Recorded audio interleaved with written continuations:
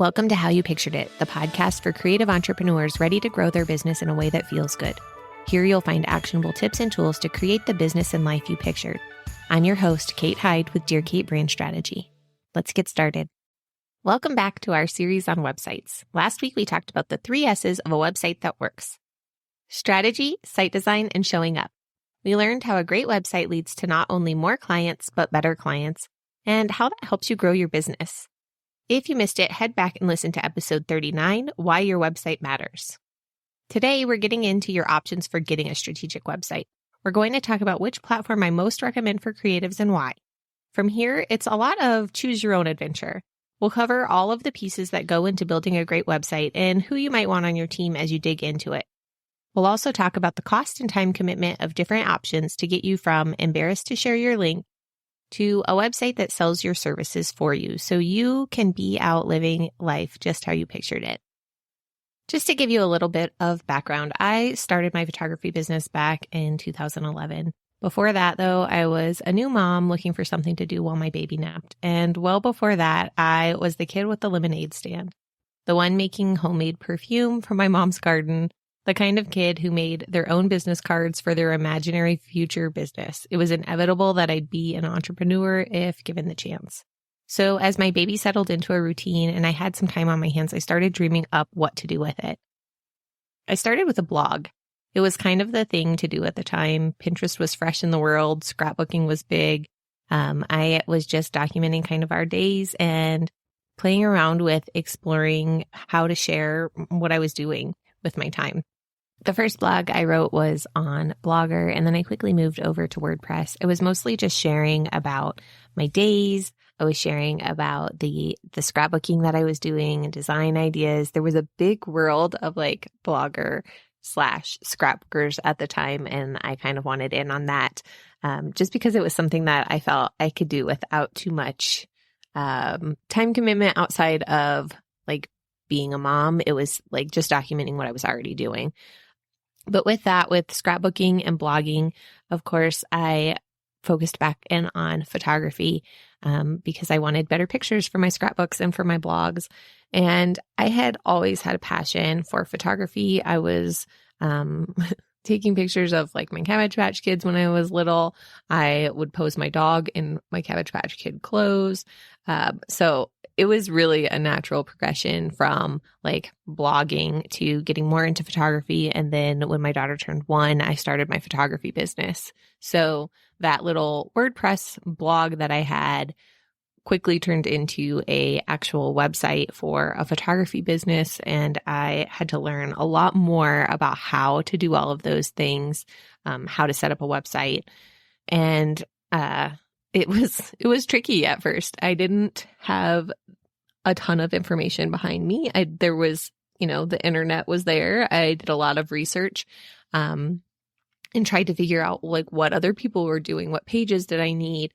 And I built on WordPress for that first website. And then I think a couple of years in, I moved over to ProPhoto, to a more professional site, which was kind of a big thing at that time. ProPhoto still exists, but I think that they have kind of phased out and they no longer have any support for it. So I know there are some people still on ProPhoto. A few years later, I tried Squarespace. I went from Squarespace back to WordPress, and all of the time, like I'm building these websites, trying to figure out how to make the information that I want out there easy to understand and make it seen by people. I want to make sure that it's connecting with the right people, and I just don't really know what I'm doing, right? And then also, like I'm having to learn these platforms. And then also it's requiring a lot of information that's like above my head.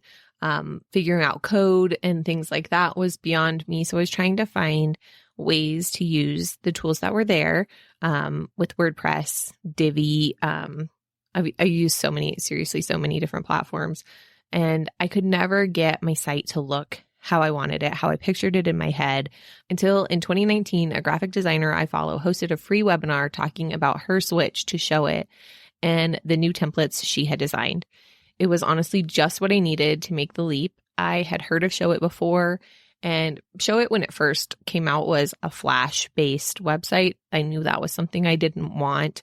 But watching this webinar of her showing me how I could like easily just like move whatever I wanted anywhere on the page was just like mind blowing to me after all of these years of struggling. Like seriously, I've been through 8 years of websites at this point and struggled to get anything where I wanted it. And then now she was showing me how I could easily like put anything where I wanted it anywhere on the screen. So I used to have to like build parts and pieces of my site in Photoshop or Canva, though Canva wasn't really that big back then. It was always in Photoshop, which was very time consuming, and then loading them into like the platform and trying to figure it out. And now with Showit, every little piece of my design could be native to the platform. So like anytime I wanted my text to be twisted or I wanted a special font previously, I would have to create it in Photoshop and then load it up to the website. And then I'd be like losing SEO because the words were not being read when they were part of an image. If you load just an image with words on it to a website, Google's not reading those words. It can't. So you're losing out on SEO when those words are not showing up actually like natively to your website. So now with Showit, I was able to like actually have those words be part of my search engine strategy. The mobile design also looks great. I love that I can design my mobile site independently of my desktop version. More than 50% of traffic to most websites comes from mobile, so making sure that everything flows and is easy to access is huge, like especially from a cell phone. SEO, of course, is important too. I love that Showit uses the WordPress engine for blogging. WordPress is used by nearly 40% of the top million websites. That shows you the power WordPress has in helping sites rank in search results. With WordPress, you also get access to nearly 60,000 plugins, things like WooCommerce for creating a shop, or Yoast for making sure each of your blog posts are optimized. And then beyond that, it's so easy to customize fonts and colors and create a cohesive brand within Showit. And that's really why I recommend Showit for any creative entrepreneur. You might be thinking, but I'm just going to hire somebody to do it, to build my site. So why does it matter what platform I use? And well, honestly, I recommend Showit still because truthfully, your website is always going to need updates. You should be doing a check of your messaging and functionality for your site at bare minimum twice a year. It's important to make sure that you can make those updates yourself whenever possible. A lot of the times it's just like a few words here or there that need to be changed or a few pictures need to be switched out. And as a designer, I don't want you to have to hire me every time you need something just like quick and simple. I want you to be able to have access and understanding of your website and your platform so you can take ownership of it. Really, your website is kind of like a living, breathing thing, and your business is too. So like constantly you're going to be making pricing updates, or maybe your phone number is on the site and you no longer want to take phone calls. I want you to be able to take that off. Like there's just going to be little things like that it's important for you as a business owner to be able to make changes to your site without having to hire a designer every single time. And that is why I always recommend Showit. Of course, there are some businesses that Showit is not the best fit for, and those are going to be ones that are heavily like e-commerce, where you have lots of products to sell, like physical products especially. You might want to look into something like Shopify. You can, of course, use Shopify and WooCommerce within Showit, but if you're going to have like hundreds of different products, it's not going to be the easiest choice out there for you.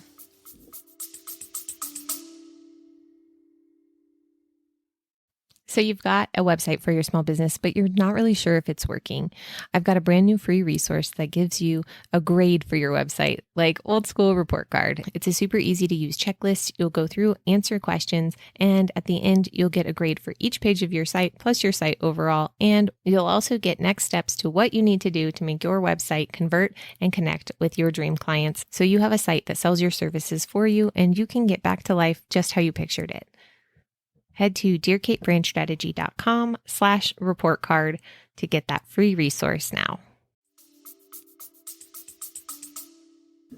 As I mentioned before, I have tried a lot of other like user-friendly platforms like Squarespace, some of the different types of WordPress, and honestly, none of them were as customizable or as easy to understand as Showit. Um, I feel like Showit has a really good interface for anyone that has kind of a visual learning style. And especially if you have experience with Adobe software and you understand kind of like layers and any of those tools that are within Photoshop, Illustrator, those types of software, Showit's going to be a lot easier for you to understand. So now that we've covered the platform that I most recommend, let's kind of get into what goes into building a website.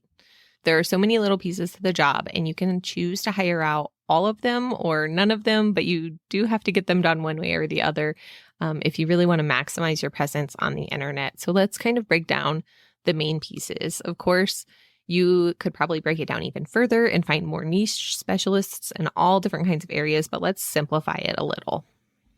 So the first thing that you're going to need to tackle is your overall brand strategy.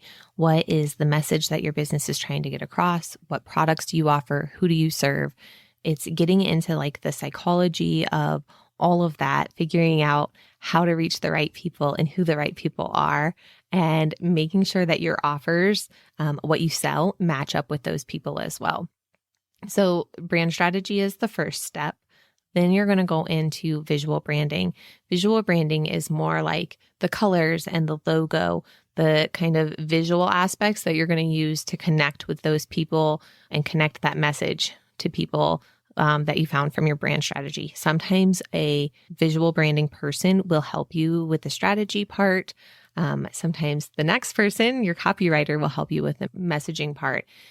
There are just so many different people that have so many different skill sets that you could hire to help with your website. It's really figuring out what your strengths are and where you want to spend your time versus your money.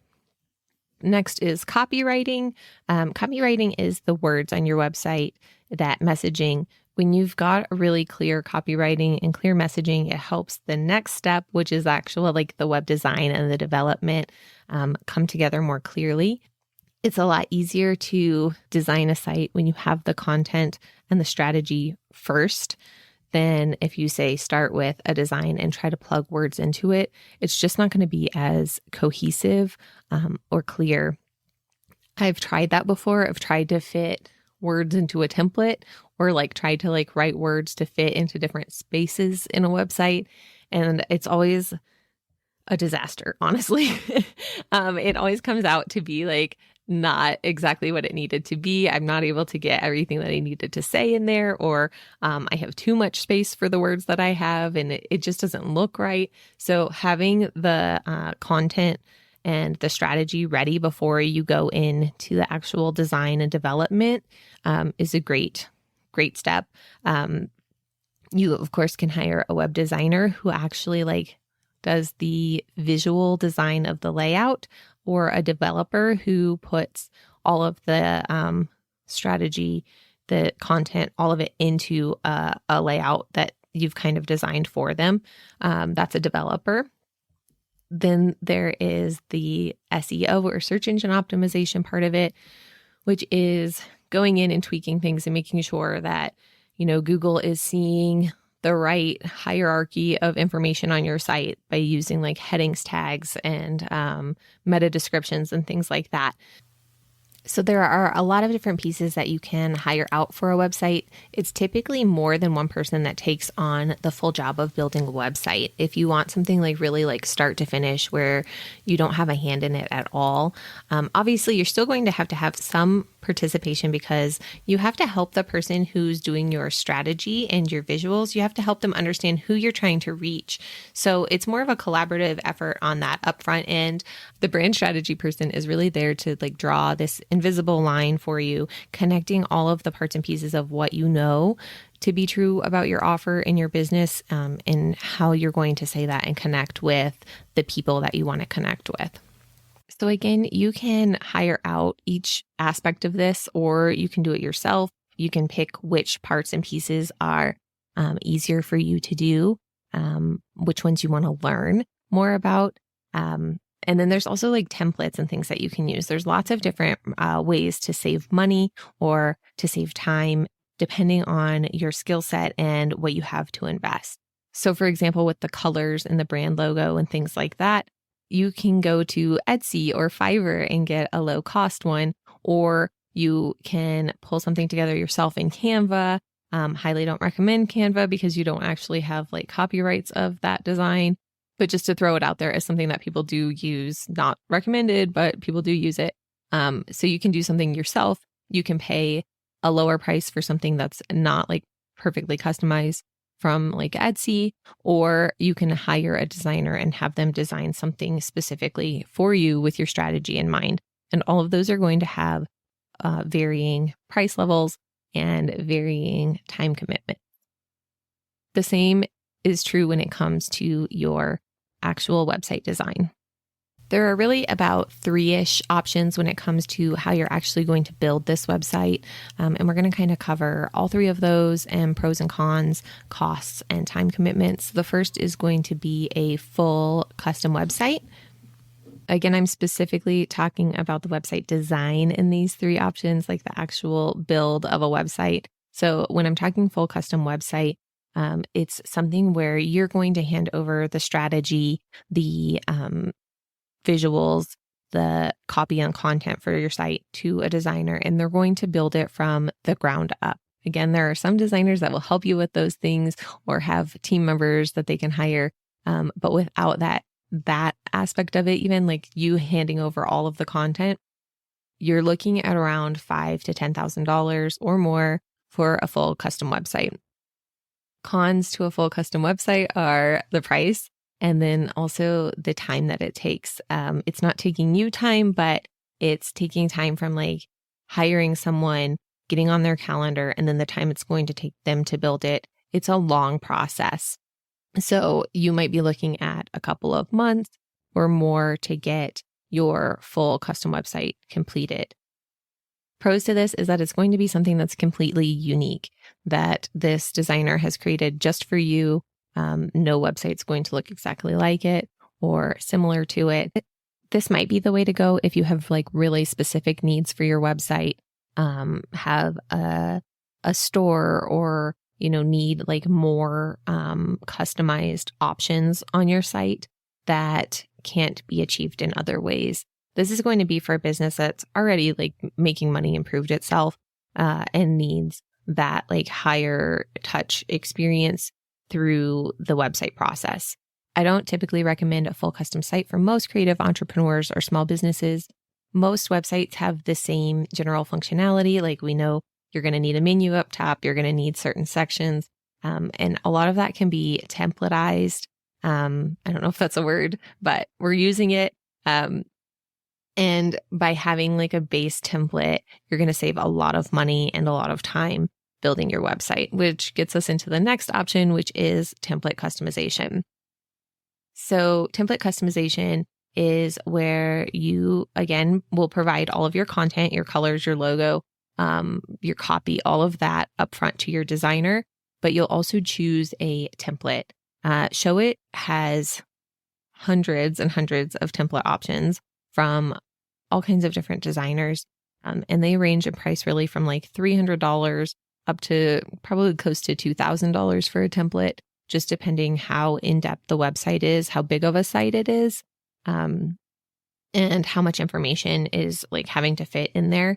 A lot of template customizers like myself have a library of templates that they offer as an inclusion with this service. But basically what happens is you choose the template that you want, and then the designer is going to go in and put all of your colors, your content, your logo into that template and customize it to fit your business. This is a lot less expensive option and a way to still get a done for you website without you having to learn the platform and do it yourself. Typically, this is going to be around like $1,800 to $3,500. Again, just depending on how in-depth the website is, plus the cost of your template, unless your designer is including that template cost for you. So it just really is going to vary there again. But template customization is a great way to save some money. Pros is that it is going to be faster. I offer a website in a week offer with this, where I can get your website done in 1 week. So a lot faster. And then again, a lot less expensive than a full custom website. It's also a great way to get a done for you site without having to do it yourself. More budget friendly. Cons to this is going to depend on the designer that you choose, and how much that they're going to include in their customization of that template. And again, finding the right template that has all of the things that you need in it to really make your website sing. This also is still going to require you to have all of that content figured out, the strategy, and the visuals and the copy. Same really though with a full custom site. Again, you can hire parts and pieces of that out, but if you're trying to save money, you might end up doing those yourself. The last option is a full DIY site. Again, you can either start with a template, which I recommend, or from scratch a blank page in Showit. Showit does have several templates that are free within the platform, but you can also, I recommend looking at the paid templates because they do have a lot more to offer. Especially if you're newer to designing a website, a paid template's going to give you a lot more variability and just building blocks to start from to get the look that you want. With Showit, again, you can really just build it however you want. You can drag a photo here or twist it or add shadows to things. You can put text wherever you want it to be, but having that base to jump off of with a template is going to make it go a lot faster and be a lot easier. So DIY is an option within Showit. It does take some time to learn the platform, and it can be hard to know which step to take first, what content goes where, what pages you need for your site. All of those things, they sound like small decisions, but as you start building, there's so many small decisions you have to make in a website that it can get overwhelming.